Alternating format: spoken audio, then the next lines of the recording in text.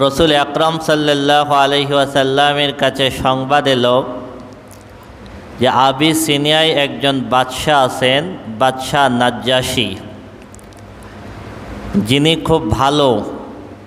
যদিও তিনি খ্রিস্টান বাদশাহ, কিন্তু তার ব্যবহার খুব ভালো এবং ওনার এলাকায় তিনি স্বাধীনভাবে ধর্ম পালন করতে দেন। তো রসুল আকরাম সাল্লাল্লাহু আলাইহি সাল্লাম প্রাথমিকভাবে কিছু সাহাবীকে আবিসিনিয়ায় হিজরত করার নির্দেশ দিয়েছিলেন। তৎকালীন আবিসিনিয়া বর্তমান যেটাকে বলা হয় ইথিওপিয়া, বর্তমানে ইথিওপিয়া। তো রসুল আকরাম সাল্লাল্লাহু আলাইহি ওয়াসাল্লামের নির্দেশে প্রথম পর্যায়ে 12 জন পুরুষ আর 4 জন মহিলা, মোট 16 জন মক্কা থেকে হিজরত করে আবিসিনিয়ায় গেলেন। আবিসিনিয়ায় তারা স্বাধীনভাবে ইসলাম ধর্ম পালন করতে লাগলেন। পরিবেশ ভালো দেখে এরপরে রসুল আকরাম সাল্লাল্লাহু আলাইহি সাল্লাম দ্বিতীয়বার আবার সাহাবীদেরকে আবিসিনিয়ায় হিজরত করার নির্দেশ দিলেন। দ্বিতীয়বার 82 মতান্তরে 83 জন পুরুষ, 18 মতান্তরে 19 জন মহিলা, দ্বিতীয়বার তারা আবিসিনিয়ায় হিজরত করল। প্রথমবারই যখন আবিসিনিয়ায় কিছু সাহাবী হিজরত করলেন, তখন মক্কায় এরা নির্যাতন আরও বাড়ায় দিল। বাড়ায় দেওয়ার পর আবার রসুল আকরাম সাল্লাল্লাহু আলাইহি সাল্লাম দ্বিতীয় ধাপে হিজরত করার নির্দেশ দিলেন।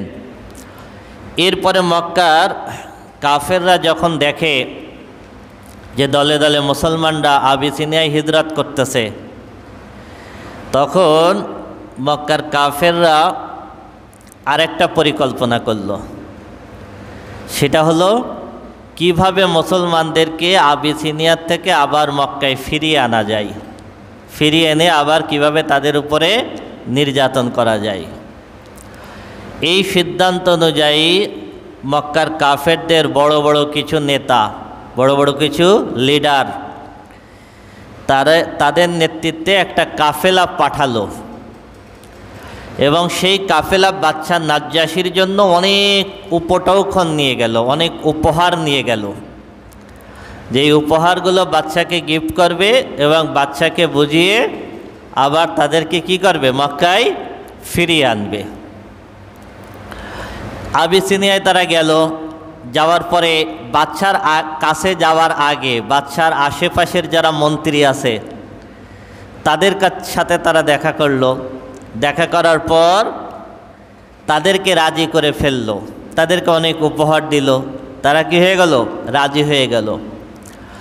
এরপর এই মক্কার কাফেলাকে, কুরাইশদের কাফেরদের এই কাফেলাকে তারা বাদশার কাছে নিয়ে গেল। নিয়ে যাওয়ার পর তারা বাদশার সামনে বলল, এই ব্যাপার, আমাদের দেশ থেকে কিছু লোক আপনার এলাকায় এসেছে, তারা এলাকায় বিশৃঙ্খলা করতেছিল, আপনার এখানে এসে তারা আশ্রয় নিয়েছে, আপনি তাদেরকে আমাদের কাছে ফেরত দেন। তো বাদশা নাজ্জাশী খুব ভালো লোক ছিল, তিনি বললেন যে না, আমি আগে তাদের কথা শুনব, তাদের কথা না শুনে আমি ফেরত দেব না। তখন বাদশা নাজ্জাশী এই মুসলমান কাফেলার সাথে দেখা করতে চাইলেন। তখন মুসলমানদেরকে ডেকে আনা হলো বাদশার দরবারে। তখন মুসলমানদের নেতৃত্বে ছিলেন জাফর বিন আবি তালেব রাদিয়াল্লাহু তাআলা আনহু। জাফর বিন আবি তালেবের নেতৃত্বে মুসলমানরা যখন বাদশার দরবারে ঢুকতেছে, তখন বাদশা নাজ্জাশীর দরবারের সিস্টেম ছিল, ওই গেট দিয়ে ঢোকার সময় গেট নিচু করা ছিল, মানে কেউ ঢুকতে গেলে মাথা নিচু করে ঢুকতে হয়। তো মুসলমান তো কারোর কাছে মাথা নত করে না। জাফর বিন আবি তালেব রাদিয়াল্লাহু তাআলা আনহু সাহাবীদের সঙ্গে পরামর্শ করলেন যে আমরা ঢুকব, তবে আমরা পিছন ফিরে ঢুকব, যাতে বাদশার কাছে মাথা নত না করা হয়। পিছন ফিরে ঢুকলো, ঢুকার পরে বাদশাকে সালাম দিল। এই যে পিছন ফিরে ঢুকছে, এই বিয়াদবি দেখে বাদশার দরবারে যারা ছিল তারা ওদেরকে মারার জন্য এগিয়ে আসলো। বাদশা নিষেধ করলেন। নিষেধ করার পর তাদেরকে জিজ্ঞেস করলেন, তোমরা এইভাবে কেন ঢুকছো? তখন জাফর বিন আবি তালেব রাদিয়াল্লাহু তাআলা আনহু বলেন, আমাদের নবী মুহাম্মদ রাসূলুল্লাহ সাল্লাল্লাহু আলাইহি সাল্লাম আমাদেরকে শিখিয়েছেন একমাত্র আল্লাহ ছাড়া আর কারোর কাছে মাথা নত করা যাবে না। এবং এই যে সালাম সম্ভাষণ, এটা আমাদের নবী মুহাম্মদ রাসূলুল্লাহ সাল্লাল্লাহু আলাইহি সাল্লাম আমাদেরকে শিখিয়েছেন। এরপর বাচ্চা তাদেরকে জিজ্ঞেস করলেন, তোমাদের নবী কি কি বলে? জাফর বিন আবি তালেব রাদিয়াল্লাহু তাআলা আনহু সেখানে বিস্তারিত বক্তব্য দিলেন যে আমাদেরকে তিনি নির্দেশ দেন একমাত্র আল্লাহর দাসত্ব করতে, আল্লাহ ছাড়া আর কারোর ইবাদত না করতে, সৎ কাজের আদেশ করতে, অসৎ কাজে নিষেধ করতে, ইত্যাদি ইত্যাদি। এইগুলো শোনার পরে বাচ্চার মন নরম হয়ে গেল, কারণ বাচ্চা নাজ্জাশী তাওরাত এবং ইনজিলের পণ্ডিত ছিলেন। তিনি বুঝতে পারলেন ইনি হলেন মুহাম্মদ রাসূলুল্লাহ সাল্লাল্লাহু আলাইহি ওয়াসাল্লাম।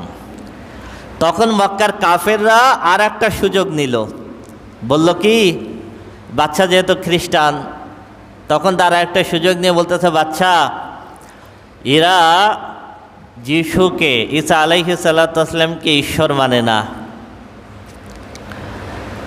ওরা চিন্তা করলো যে এইটা বললে বাচ্চা মনে হয় কী হবে, খেপে যাবে। তখন বাচ্চা তাদেরকে জিজ্ঞেস করলো, আমাদের মেরি এবং ঈসা সম্পর্কে তোমাদের ধারণা কি? তখন জাফর বিন আবি তালেব রাদিয়াল্লাহু তাআলা আনহু পবিত্র কোরআনের সূরা মারিয়াম তেলাওয়াত শুরু করলেন।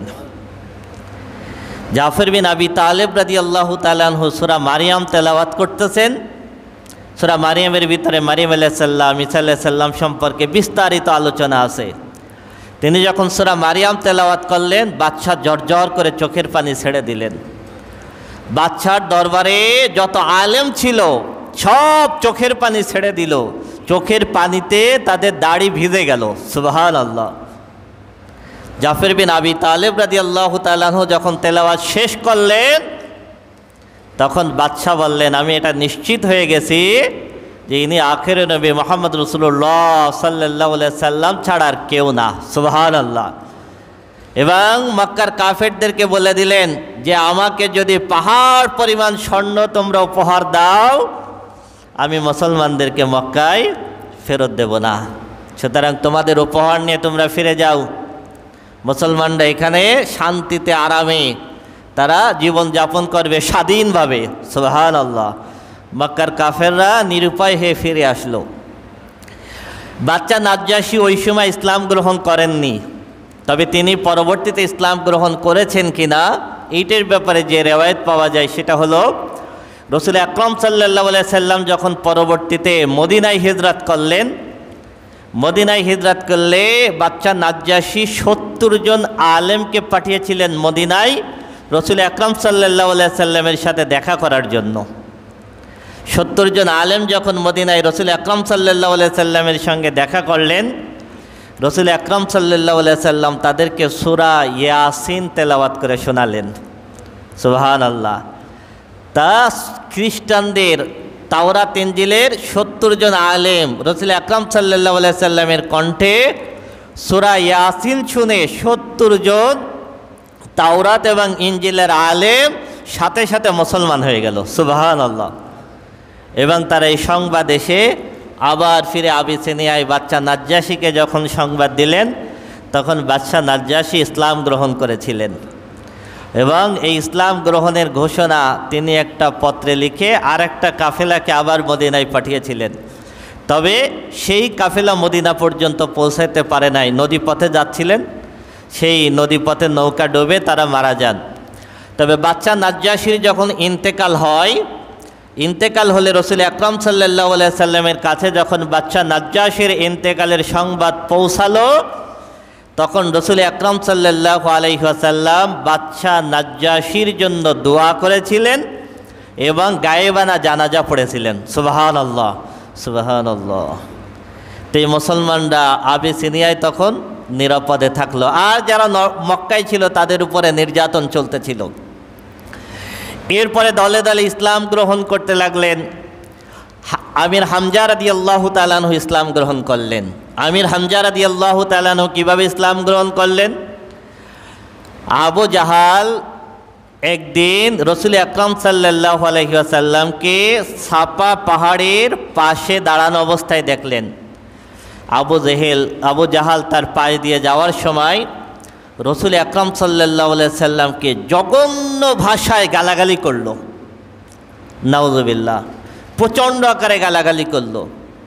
গালাগালি করে আবু জাহাল চলে এসে কাবা ঘরের পাশে আর যে সমস্ত কাফেররা ছিল তাদের সামনে অহংকার করে বলতে লাগলো, মোহাম্মদকে এই বলেছি, মোহাম্মদকে এই বলেছি, ইত্যাদি ইত্যাদি। রসুল আকরাম সাল্লাল্লাহু আলাইহি সাল্লামের চাচা আমির হামজা রাদিয়াল্লাহু তাআলা আনহু তখন ইসলাম গ্রহণ করেন নাই। তিনি ছিলেন শিকারী, খুব ভালো শিকার করতেন। তিনি শিকার করে ফিরতেছেন। যখন ফিরতেছেন, আবু জাহাল যখন রসুল আকরাম সাল্লাল্লাহু আলাইহি সাল্লামকে গালাগালি করছে, এই সংবাদ একজন দাসী হামজার কানে দিয়ে দিল যে আমি দেখলাম তোমার ভাতিজাকে আবু জাহাল এই বলে গালাগালি করতেছে। তখন নিজের ভাতিজা আমির হামজা রাদিয়াল্লাহু তাআলা আনহুর খুব রাগ হয়ে গেল। হামজা রাদিয়াল্লাহু তাআলা আনহু ওই অবস্থায় কাবা ঘরের চত্বরে আসলেন। আসার পরে আবু জাহালকে ধরে মার শুরু করলেন এবং মাথার উপরে পিটালেন। যখন আবু জাহালকে মারতে লাগলে তখন আবু জাহালের যারা লোকজন আছে, গোত্রের লোক, তারা যখন হামজা রাদিয়াল্লাহু তাআলা আনহুর উপরে দৌড়ায় আসতে লাগলো, তখন আবু জাহাল ঠাকাই দিল, যে বলল যে আমি তার ভাতিজাকে অনেক গালাগালি করেছি, এই জন্য সে আমার উপরে আক্রমণ করেছে। তখন আমির হামজা রাদিয়াল্লাহু তাআলা আনহুর অন্তর আল্লাহ রাব্বুল আলামিন ইসলামের জন্য প্রশস্ত করে দিলেন। ভাতিজার দয়ায় আমির হামজা রাদিয়াল্লাহু তাআলা আনহু তখন আবু জাহালকে তখন স্পষ্ট করে বলল, যেই দিনের জন্য তুমি আমার ভাতিজাকে গালাগালি করলে, আমি ঘোষণা দিলাম আমি হামজা আজকের থেকে ইসলাম গ্রহণ করলাম। সুবহানাল্লাহ, সুবহানাল্লাহ। এরপরে ইসলাম গ্রহণ করলেন হযরত ওমর ফারুক রাদিয়াল্লাহু তাআলা আনহু। ওমর ফারুক রাদিয়াল্লাহু তাআলা আনহু খুব সাহসী বীর ছিলেন। ওমর ফারুক রাদিয়াল্লাহু তাআলা আনহু রসুল আকরাম সাল্লাল্লাহু আলাইহি ওয়াসাল্লামকে হত্যা করার জন্য খোলা তরবারি নিয়ে রওনা হলেন। কিসের জন্য? রসুল আকরাম সাল্লাল্লাহু আলাইহি ওয়াসাল্লামকে হত্যা করার জন্য যাচ্ছেন। পথে দেখা হলো নাঈম বিন আবদুল্লাহর সাথে। নাঈম বিন আবদুল্লাহ জিজ্ঞেস করতেছে, ওমর তুমি কোথায় যাও? তার আগে রসুল আকরাম সাল্লাল্লাহু আলাইহি ওয়াসাল্লাম আল্লাহর দরবারে দোয়া করেছিলেন, আল্লাহ দুইজন ওমর, এক ওমর ইবনুল খাত্তাব আর দুই ওমর ইবনুল হিশাম। ওমর ইবনুল হিশামকে আবু জাহালের মূল নাম হলো ওমর ইবনুল হিশাম। অনেকে মনে করেন আবু জাহাল রসুল আকরাম সাল্লাল্লাহু আলাইহি সাল্লামের চাচা। আবু জাহাল রসুল আকরাম সাল্লাল্লাহু আলাইহি সাল্লামের আপন চাচা না। মানে রসুল আকরাম সাল্লাল্লাহু আলাইহি সাল্লামের পিতা আব্দুল্লাহরা যে 10 ভাই, তার ভিতরে কে নাই? আবু জাহাল নাই। আবু জাহালের মূল নাম ছিল ওমর ইবনুল হিশাম, বাপের নাম ছিল হিশাম। বাপের নাম কি? হিশাম। তা আবু জাহালের বাপের নাম হিশাম, আর রসুল সাল্লাল্লাহু আলাইহি সাল্লামের দাদা হলো আব্দুল মুত্তালিব। রসুল আকরাম সাল্লাল্লাহু আলাইহি ওয়াসাল্লাম তবে পাশাপাশি বাড়ি, তার মানে বংশগত চাচা। তো রসুল আকরাম সাল্লাল্লাহু আলাইহি সাল্লাম আল্লাহর দরবারে দোয়া করেছিলেন, আল্লাহ ওমর ইবনুল খাত্তাব অথবা ওমর ইবনুল হিশাম, এই দুইজনের যে কোনো একজনকে আল্লাহ তুমি ইসলামের জন্য কবুল করে নাও। সুবহানাল্লাহ। আল্লাহ রাব্বুল আলামিন এই দোয়া কবুল করেছিলেন ওমর ইবনুল খাত্তাবের ক্ষেত্রে। যেই জায়গায় রসুল আকরাম সাল্লাল্লাহু আলাইহি সাল্লাম এই দোয়া করেছিলেন, এই জায়গায় একটা মসজিদ হয়েছে। এই মসজিদটার নাম হলো মসজিদে ইজাবা। ইজাবা শব্দের অর্থ হলো কবুল হওয়া। যেহেতু এই জায়গায় রসুল আকরাম সাল্লাল্লাহু আলাইহি সাল্লাম দোয়া করেছিলেন, দোয়া কবুল হয়েছিল, এই কারণে এই জায়গায় যে মসজিদ হয়েছে এই মসজিদটার নাম হলো কি মসজিদুল ইজাবা। তো ওমর ফারুক রাদিয়াল্লাহু তাআলা আনহুর সঙ্গে দেখা হলো নাঈম বিন আবদুল্লাহর সাথে। নাঈম বিন আবদুল্লাহ বলতেছে, কোথায় যাও? কয় মুহাম্মদকে হত্যা করতে যাচ্ছি। তখন নাঈম বিন আবদুল্লাহ বলতেছে, মুহাম্মদকে যদি হত্যা করো তাহলে কোরাইশরা যে তার পক্ষ নেবে, তুমি একা তাদের সাথে পারবে?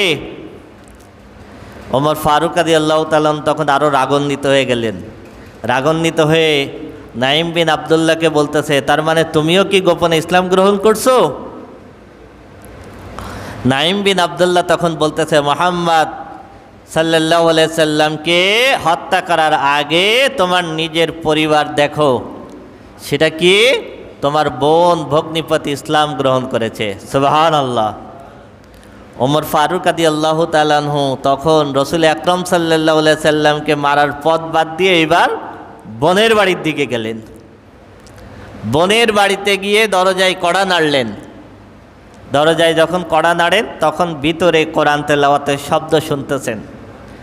বোন ফাতেমা আর তার স্বামী হলো সাঈদ রাদিয়াল্লাহু তাআলা আনহুম, এদের দুইজনকে কোরআন পড়া শিখাচ্ছিলেন খাব্বাব ইবনে আরাত রাদিয়াল্লাহু তাআলা আনহু। এমন সময় ওমর রাদিয়াল্লাহু তাআলা আনহু যে কড়া নাড়ালেন। ওমর ফারুক রাদিয়াল্লাহু তাআলা আনহু আসছেন, এই সংবাদ পেয়ে বোন ভগ্নিপতি খাব্বাব বিন আরাত রাদিয়াল্লাহু তাআলা আনহুকে বললেন যে আপনি একটু আড়ালে লুকান। খাব্বাব বিন আরাত রাদিয়াল্লাহু তাআলা আনহু আড়ালে লুকালেন। ওমর রাদিয়াল্লাহু তাআলা আনহু ঢুকলেন। ঢোকার পরে বললেন যে তোমরা নাকি ইসলাম গ্রহণ করেছো। ভগ্নিপতি সাঈদ তখন বললেন, হে ওমর, তোমার দ্বীনের থেকে উত্তম যদি কোনো দ্বীন থাকে তাহলে তুমি কি সেটা গ্রহণ করবে না? ওমর রাদিয়াল্লাহু তাআলা আনহু তখন ভগ্নিপতির উপরে মার শুরু করলেন। প্রচণ্ড আকারে মারলেন ভগ্নিপতিকে। বোন ঠেকাই দিচ্ছেন, ওই অবস্থায় ভগ্নিপতিকে মারতেছেন। এরপরে বোন যে যখন আবার ঠেকাই দিলেন, বোন যখন ঠেকাই দিচ্ছে এরপরে বোনের গায়ে হাত তুললেন, বোনকে মার শুরু করলেন। বোনও বললেন ওমর ফারুক রাদিয়াল্লাহু তাআলা আনহুকে, তোমার দ্বীনের থেকে যদি উত্তম কোনো দ্বীন থাকে তুমি কি সেই দ্বীন গ্রহণ করবে না? তখন ওমর রাদিয়াল্লাহু তাআলা আনহু বললেন, আচ্ছা তোমরা কি পড়তেছিলে সেটা আমাকে একটু দেখাও, সেটা আমাকে একটু দেখাও। বোন বললেন, এটা হলো এমন কিতাব যেই কিতাব অপবিত্র অবস্থায় স্পর্শ করা যায় না, সুতরাং তুমি আগে গোসল করো, পবিত্র হও। ওমর রাদিয়াল্লাহু তাআলা আনহু গোসল করলেন, পবিত্র হলেন। বোন তার হাতে পবিত্র কোরআনের তারা যেখান থেকে পড়তেছিলেন সূরা তহা, তহার কিছু অংশ ওমর রাদিয়াল্লাহু তাআলা আনহুর হাতে তুলে দিলেন। ওমর রাদিয়াল্লাহু তাআলা আনহু পড়তেছেন, তহা মা আনজালনা আলাইকাল কুরআনা লিতাশকা। অল্প কিছুটুক যখন পড়তেছেন তখন ওই রাসূল আকরাম সাল্লাল্লাহু আলাইহি ওয়াসাল্লামের দোয়া আল্লাহ রাব্বুল আলামিন ওমর রাদিয়াল্লাহু তাআলা আনহুর অন্তর ইসলামের জন্য খুলে দিলেন। সুবহানাল্লাহ। ওমর রাদিয়াল্লাহু তাআলা আনহু তেলাওয়াত করতেছেন আর ঝরঝর করে কেঁদে দিলেন। কেঁদে দেওয়ার পর ওমর রাদিয়াল্লাহু তাআলা আনহু বলতেছেন, এই ইসলাম তো আমার দরকার, আমাকে মুহাম্মাদের কাছে নিয়ে চলো। সুবহানাল্লাহ, সুবহানাল্লাহ, আমাকে মুহাম্মাদের কাছে নিয়ে চলো। তখন খাব্বাব ইবনে আরাত রাদিয়াল্লাহু তাআলা আনহু বের হয়ে আসলেন। আসার পর ওমর ফারুক রাদিয়াল্লাহু তাআলা আনহুকে নিয়ে রওনা হলেন। তখন রাসূল আকরাম সাল্লাল্লাহু আলাইহি সাল্লাম ছিলেন সাফা পর্বতের পাদদেশে দারুল আরকামে। দারুল আরকামে, এখন তো সেই জায়গাগুলো অনেক উঁচু হয়ে গেছে।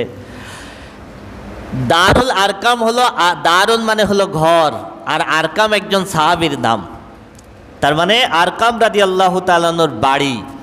যখন ইসলামের প্রাথমিক যুগে মুসলমানরা যখন সাহাবীরা ইসলাম গ্রহণ করতে লাগলেন তখন প্রকাশ্যে নামাজ পড়া যেত না, প্রকাশ্যে কোরআন পড়া যেত না। এই জন্য গোপনে রাসূল আকরাম সাল্লাল্লাহু আলাইহি সাল্লাম সাহাবীদেরকে নামাজ শেখানোর জন্য, তালিম দেওয়ার জন্য এই সাফা পাহাড়ের পাদদেশে আরকাম রাদিয়াল্লাহু তাআলা আনহুর ঘরটা বেছে নিয়েছিলেন। এই জায়গায় রাসূল আকরাম সাল্লাল্লাহু আলাইহি সাল্লাম সাহাবীদেরকে নামাজ শেখাতেন। সাহাবীদেরকে এই জায়গায় রাসূল আকরাম সাল্লাল্লাহু আলাইহি ওয়াসাল্লাম কোরআন শেখাতেন। এই জন্যই দারুল আরকামকে বলা হয় ইসলামের প্রথম মাদ্রাসা। ইসলামের প্রথম মাদ্রাসা দারুল আরকাম।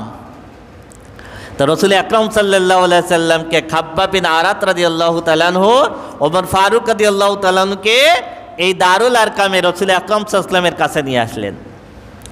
আনার পরে কড়া নাড়ালেন। কে? ওমর।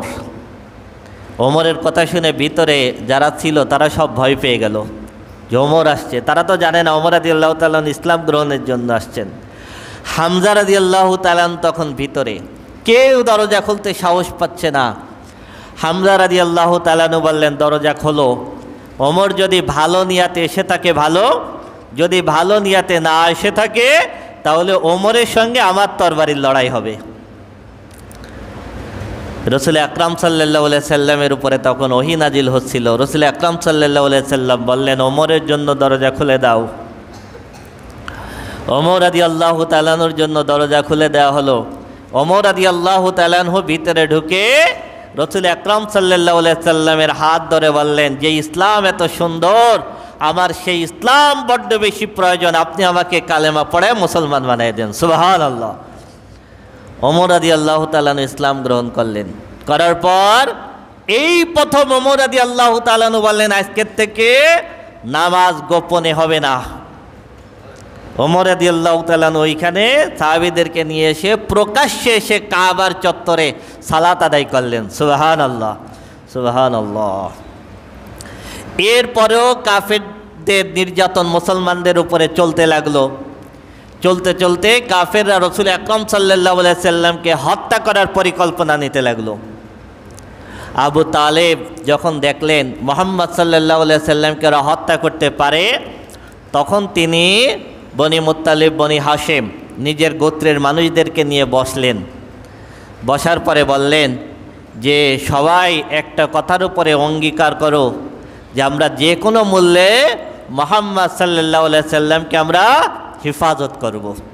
রসুল আকরাম সাল্লাল্লাহু আলাইহি সাল্লামের বংশের মানুষ এই কথার উপরে কি হলেন? একমত হলেন। তারপর কাফেররা দ্বিতীয় ষড়যন্ত্র করলো। সেটা কি? দ্বিতীয় ষড়যন্ত্র করার জন্য ওরা একটা মিটিং করলো, একটা বৈঠক করলো। বৈঠকে ওরা সিদ্ধান্ত নিল যে মুহাম্মদ সাল্লাল্লাহু আলাইহি সাল্লাম এবং তার সাথে যারা ইসলাম গ্রহণ করেছে তাদের সাথে সব ধরনের সম্পর্ক ছিন্ন করতে হবে। সেখানে তারা অনেকগুলো নিয়ম লেখল। এক, যে মুহাম্মদ সাল্লাল্লাহু আলাইহি সাল্লাম এবং যারা ইসলাম গ্রহণ করেছে মুহাম্মাদের গোত্র, তাদের সঙ্গে অন্য কোনো গোত্রের মানুষ, কোনো ছেলে বা মেয়ে বিবাহ দিতে পারবে না। তাদের সাথে কেউ কোনো কিনা বেচা করতে পারবে না। তাদের সঙ্গে কোনো লেনদেন করতে পারবে না। তাদের সঙ্গে কেউ কোনো কথা বলতে পারবে না। একেবারে সম্পূর্ণ তাদেরকে একঘরে করে রাখা হবে। আবু তালেব তখন এই জাবালে আবু কোবায়েস পাহাড়ের পাদদেশে শিয়াবে আবি তালেব বলা হয়। শিয়াবে আবু তালেব, আবু তালেবের উপত্যকা। এই জায়গায় মুসলমানদেরকে নিয়ে তিনি একত্রিত হলেন। এই জায়গায় রসুল আকরাম সাল্লাল্লাহু আলাইহি সাল্লাম এবং সাহাবীরা এই বন্দি অবস্থায় ছিলেন। কেউ তাদের সাথে কথা বলে না, কেউ তাদের কাছে পণ্য বিক্রি করতে পারবে না, কেউ তাদেরকে খাবার দিতে পারবে না। নিদারুণ কষ্টে এখানে 3টা বছর ছিলেন। কয় বছর? 3 বছর। খাবার নেই, কেউ তাদের কাছে খাবার বিক্রি করে না।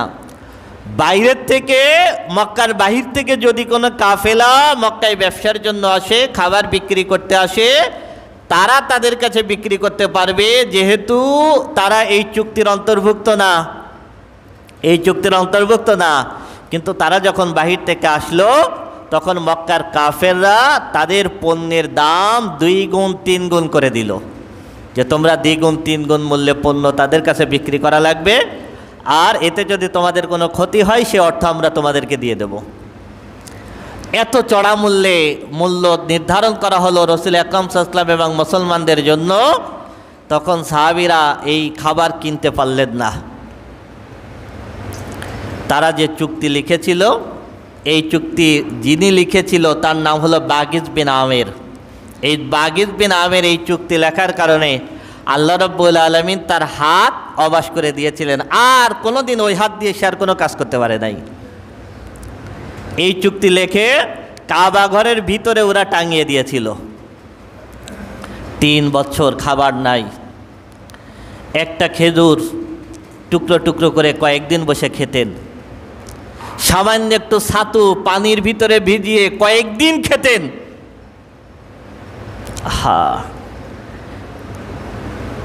এমনও রয়াতে আছে যে চামড়া, পশুর চামড়া, এই চামড়া রোদ্রে শুকিয়ে সেই চামড়া কুচি কুচি করে সেই চামড়া পানির ভিতরে ভিজিয়ে সেই ভেজানো পানি কয়েকদিন ধরে খেতেন। এই খাবারগুলো যখন শেষ হয়ে গেল তখন গাছের পাতাপুতি খাওয়া শুরু করলেন। 3 বছর। তার ভিতরে কিছু হিতাকাঙ্ক্ষী যারা ছিল তারা রাতের আধারে গোপনে গোপনে কিছু খাবার পৌঁছায় দিয়ে আসতেন।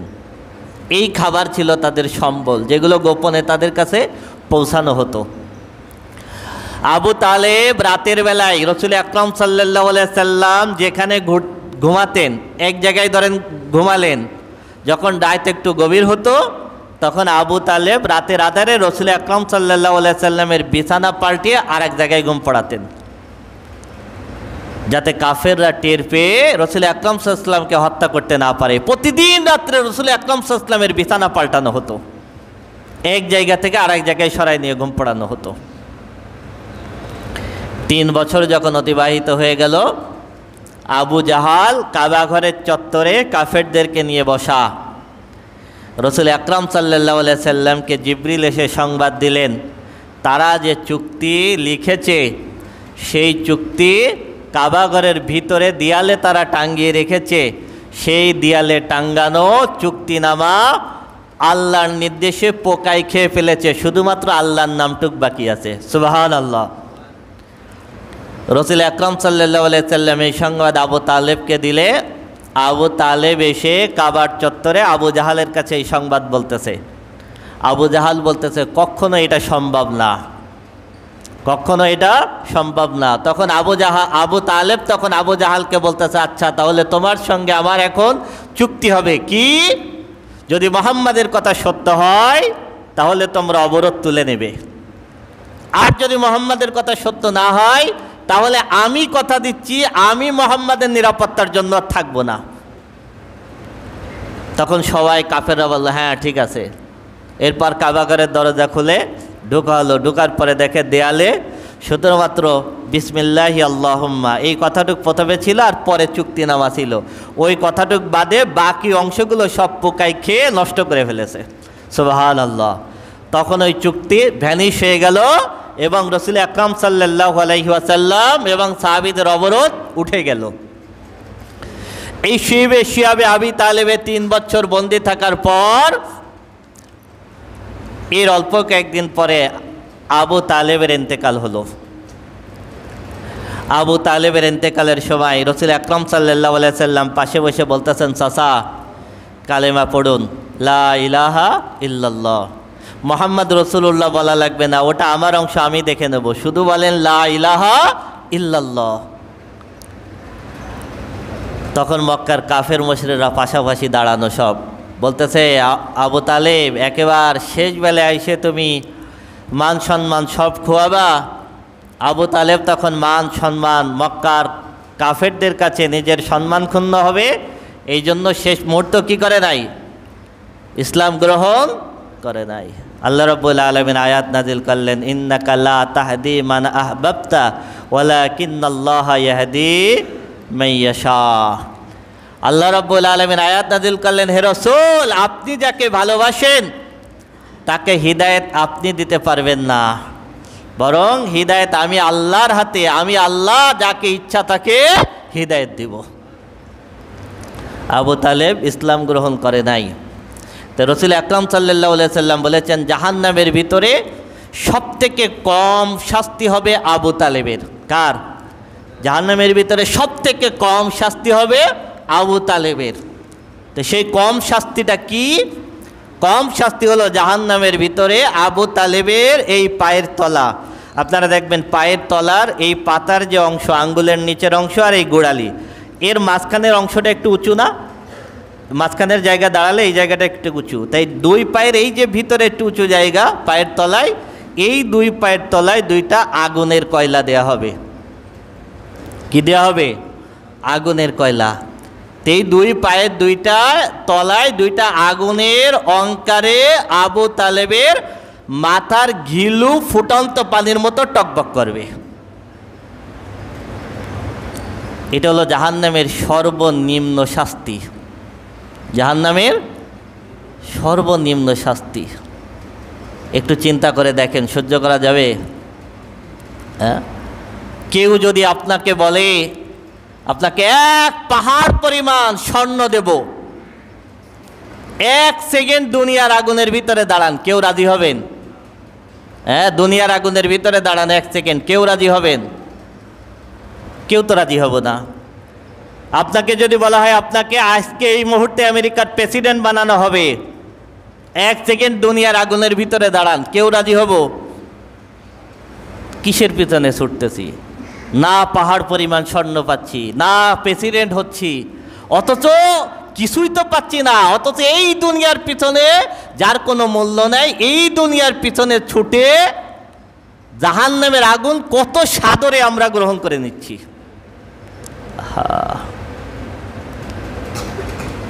যেই জাহান্নামের আগুন চামড়ায় স্পর্শ করার সাথে সাথে কলিজায় আগুন ধরবে। দুনিয়ার আগুনের ভিতরে আপনি আঙ্গুল দিলে আপনার কলিজায় আগুন ধরবে, যে জায়গা দিবেন ওই জায়গা ধরবে। আর জাহান্নামের আগুন স্পর্শ হওয়ার সাথে সাথে দাও দাও করে কলিজা ধরে যাবে।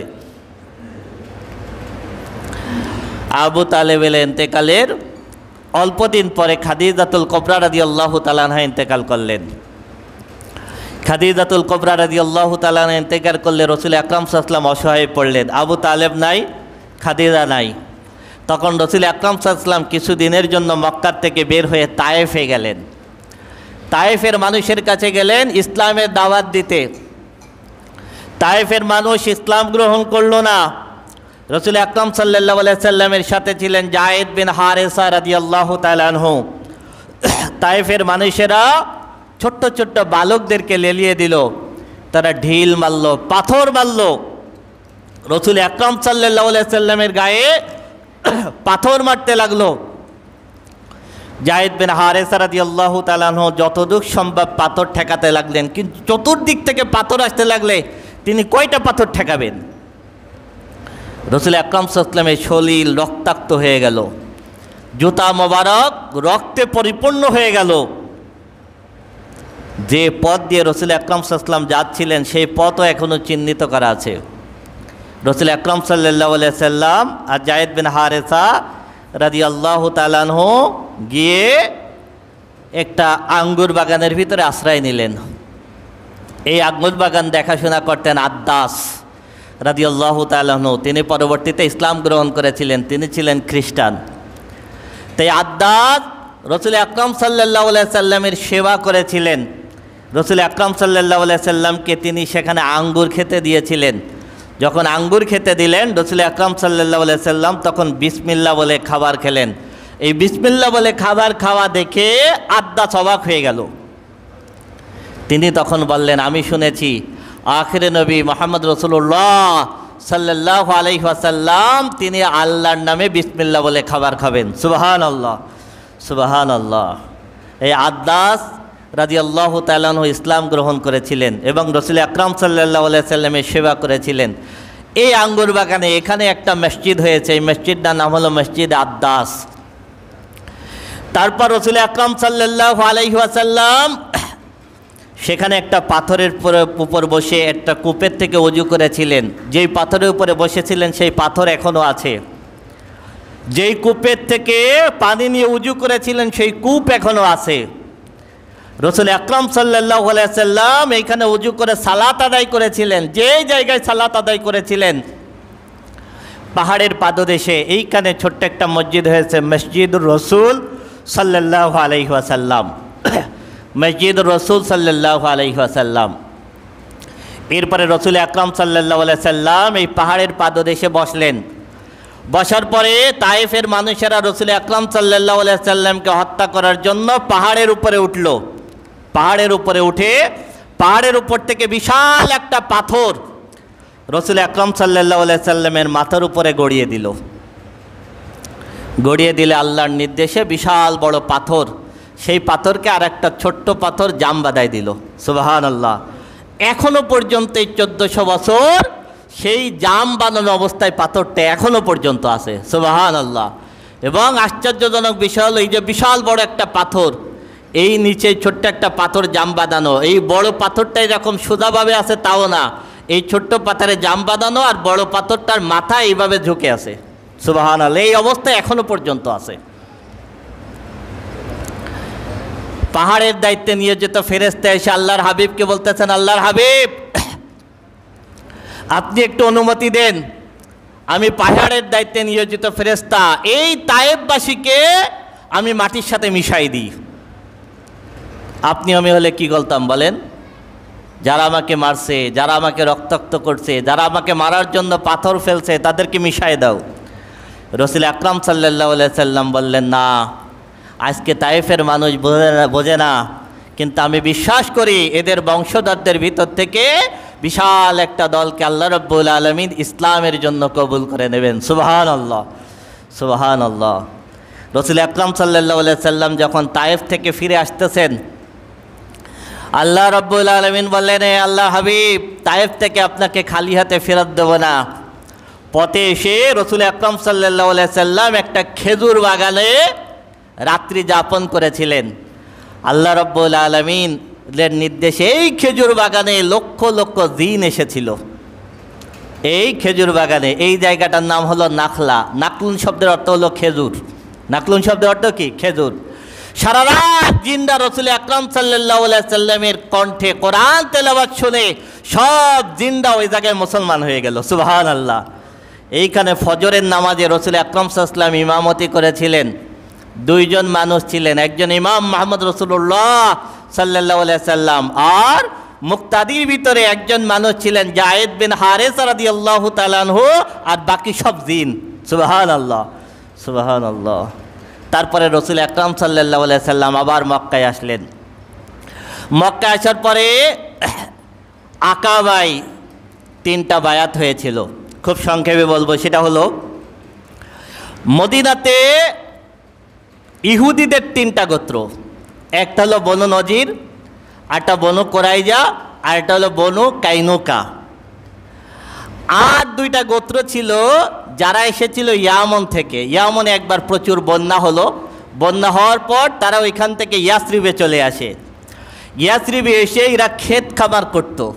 এই 2টা গোত্রের নাম হলো আউস আর খাজরাজ, আউস এবং খাজরাজ। তা ইহুদিরা ব্যবসা বাণিজ্য করত, তারা ধনী ছিল, আর আউস এবং খাজরাজরা এরা কৃষি কাজ করত। তো এই আউস এবং খাজরাজদেরকে ইহুদিরা দমন করত। এই 2 গ্রুপের ভিতরে সবসময় যুদ্ধ বিগ্রহ লেগে থাকতো। একবার এই 2 গ্রুপের ভিতরে যুদ্ধ হলে আপনি দেখবেন যারা খেটে খাওয়া মানুষ তারা মারামারি করতে পারে ভালো। এই জন্য আউস এবং খাজরাজের কাছে ইহুদিরা হেরে গেল। ইহুদিরা হেরে গেলে তখন ইহুদিরা বলল, আমরা জানি, আমাদের কিতাবে আছে এই জায়গায় আখেরে নবী মুহাম্মদ রাসূলুল্লাহ সাল্লাল্লাহু আলাইহি সাল্লাম আসবেন। যখন আসবেন তখন আমরা তার অনুসারী হয়ে তোমাদের সঙ্গে যুদ্ধ করব, তখন তোমরা আমাদের কাছে পরাজিত হবা। এই ঘটনা যখন আউস এবং খাজরাজ জানতে পারলো, আউস এবং খাজরাজ নিজেরা চিন্তা করলো যে ইহুদিরা তার অনুসরণ করার আগে আমরা আখেরে নবীকে খুঁজে বের করব। সুবহানাল্লাহ, সুবহানাল্লাহ। আমরা আখেরে নবীকে খুঁজে বের করব। এই খাজরাজ গোত্রের কিছু মানুষ যখন মক্কায় আসলো, আসার পরে ওরা শুনলো যেখানে মুহাম্মদ নামে একজন নতুন ইসলামের দাওয়াত দিচ্ছে। সুবহানাল্লাহ। তখন খাজরাজ গোত্রের 6 জন যুবক রাসূল আকরাম সাল্লাল্লাহু আলাইহি সাল্লামকে তালাশ করতেছে। তালাশ করতে করতে রাসূল আকরাম সাল্লাল্লাহু আলাইহি সাল্লাম মেসফালায় হাঁটতেছেন সন্ধ্যার সময়। আমাদের বাংলাদেশি হাজী সাহেবরা প্রায় সব মেসফালায় থাকেন, যারা গিয়েছেন তারা চিনবেন। রাসূল আকরাম সাল্লাল্লাহু আলাইহি সাল্লাম এই জায়গায় সন্ধ্যার পরে হাঁটাহাঁটি করতেছেন। 6 জন খাজরাজ গোত্রের মানুষ এসে রাসূল আকরাম সাল্লাল্লাহু আলাইহি সাল্লামের সঙ্গে দেখা করলো। করার পরে রাসূল আকরাম সাল্লাল্লাহু আলাইহি সাল্লাম বললেন, তোমরা মিনায় আকাবা পাহাড়ে চলে যাও, আমি গভীর রাতে তোমাদের সাথে ওই জায়গায় দেখা করব। মিনাতে 3টা জামরায় পাথর নিক্ষেপ করতে হয়। তারপরে ভিতর যেটা বড় জামরা, এই বড় জামরার নাম হলো জামরাতুল আকাবা, কারণ এর পাশে হলো আকাবা পাহাড়। এই 6 জন আকাবা পাহাড়ের উপরে গিয়ে রাতের বেলায় অপেক্ষা করলেন। রাসূল আকরাম সাল্লাল্লাহু আলাইহি ওয়াসাল্লাম গভীর রাত্রে সেখানে গিয়ে তাদের সাথে দেখা করলেন। দেখা করার পর রসুল আকরাম সাল্লাল্লাহু আলাইহি সাল্লামের দাওয়াতে এই 6 জন রসুল আকরাম সাল্লাল্লাহু আলাইহি সাল্লামের হাতে হাত দিয়ে ইসলাম গ্রহণ করলেন। সুবহানাল্লাহ। এইখানে 6 জন শুধুমাত্র ইসলাম গ্রহণ করেছিলেন। শুধুমাত্র কি করেছিলেন? ইসলাম গ্রহণ করেছিলেন। রসুল আকরাম সাল্লাল্লাহু আলাইহি সাল্লাম তাদেরকে আলাদা কোনো নির্দেশনা দেন নাই। এই কারণে অনেকে এটাকে আকাবার বায়াতের অন্তর্ভুক্ত ধরেছেন, আর কেউ কেউ এটাকে বায়াতের অন্তর্ভুক্ত ধরেন নাই। যারা এই প্রথম বায়াতকে বায়াতের অন্তর্ভুক্ত ধরেছেন তাদের মতে বায়াত হয়েছে 3টা, আর যারা প্রথমটাকে বায়াতের অন্তর্ভুক্ত ধরেন নাই তাদের মতে বায়াত হয়েছে কয়টা? 2টা। এই 6 জন ফিরে গেল। রসুল আকরাম সাল্লাল্লাহু আলাইহি সাল্লাম তাদেরকে কোরআন শেখানোর জন্য মুসআব ইবনে উমাইর রাদিয়াল্লাহু তাআলা আনহুকে তাদের সাথে পাঠালেন। মুসআব ইবনে উমাইর রাদিয়াল্লাহু তাআলা আনহু সহ তারা মদিনায় গিয়ে আবার ইসলামের দাওয়াত দিলেন। দেওয়ার পরে দ্বিতীয় বছর 12 মতান্তরে 13 জন আসলো। কয়জন? 12 মতান্তরে 13 জন আসলো। আবার তারা ওই আকাবে পাহাড়ের উপরে রসুল আকরাম সাল্লাল্লাহু আলাইহি সাল্লামের সাথে দেখা করলো গভীর রাত্রে। এইখানে রসুল আকরাম সাল্লাল্লাহু আলাইহি সাল্লামের কাছে তারা দ্বিতীয় বায়াত হলো। রসুল আকরাম সাল্লাল্লাহু আলাইহি সাল্লাম তখন তাদেরকে 6টা নির্দেশ দিয়েছিলেন। কয়টা নির্দেশ? 6টা। 1 নাম্বার, আল্লাহ ছাড়া আর কারোর দাসত্ব করবে না। 2 নাম্বার, চুরি করবে না। 3 নাম্বার, জেনা করবে না। 4 নাম্বার, মানুষ হত্যা করবে না। 5 নাম্বার, কাউকে মিথ্যা অপবাদ দেবে না। 6 নাম্বার, আমার নির্দেশ যথাসাধ্য পালন করবে। কয়টা নির্দেশ দিলেন? 6টা।